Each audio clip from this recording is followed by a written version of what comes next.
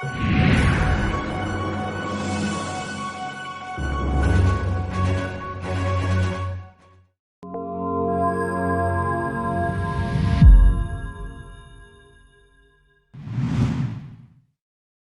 edirəm Heydər Əliyev haqqında təəssüratlarınızdan biraz bizə paylaşasınız.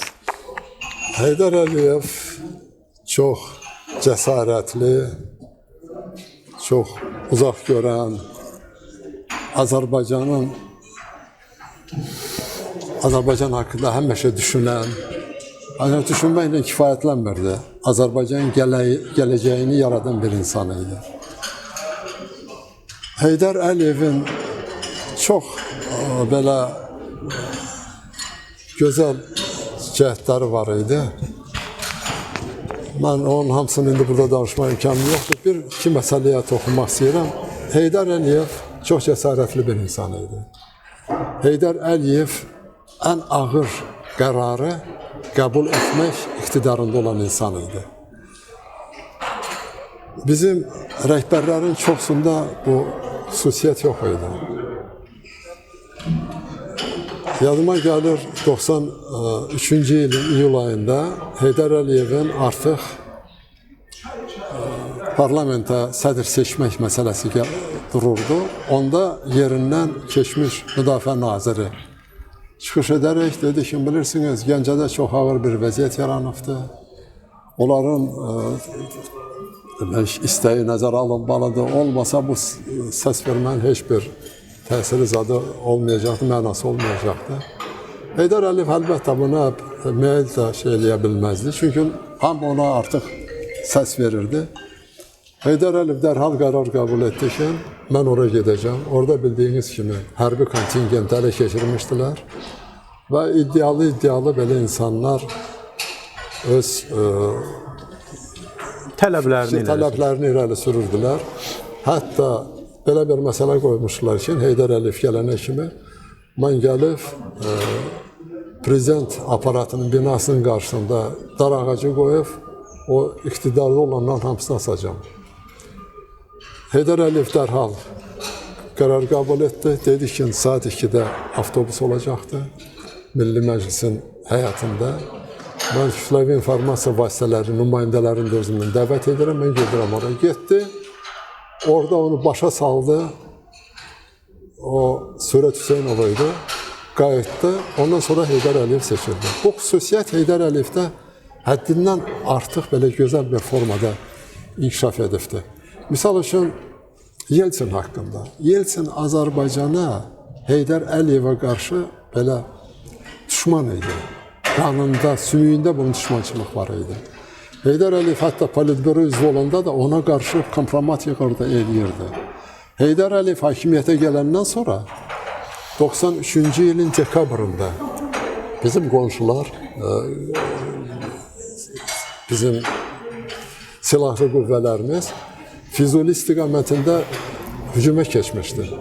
Onda Yeltsin zəng eləyib, ona hədə qorxu gəlmişdi ki, bu hücumu saxlamaq lazımdır. Ermənistana böyük məbləğdə silah sürət verilmişdi, pulsuz özdə, Rusiyanın hesabına. Lev Roxinin öldürüldüyü demək. Bəli. Sonra çox belə hadisələr var idi. Heydər Əliyev o insanı ram edə bildi. Və elə bir həddə gətirdi ki, Yeltsin hakimiyyətdən gedəndən sonra Azərbaycana istirahətə gəldi həyat yoldaşından. Bax, belə xüsusiyyətlər. Dostlaşdı yəni. Dostlaşmaq söhbət yox idi. Onu ram elədi. Ələ keçirdi. O cürə insanla Heydər Əliyev heç vaxt dost olmazdı. Ancaq onu öz marağına uyğun Bəli, tamamilə düz deyirsiniz. Şeylərdə. Heydər Əliyevdə çox belə xüsusiyyətlər var idi.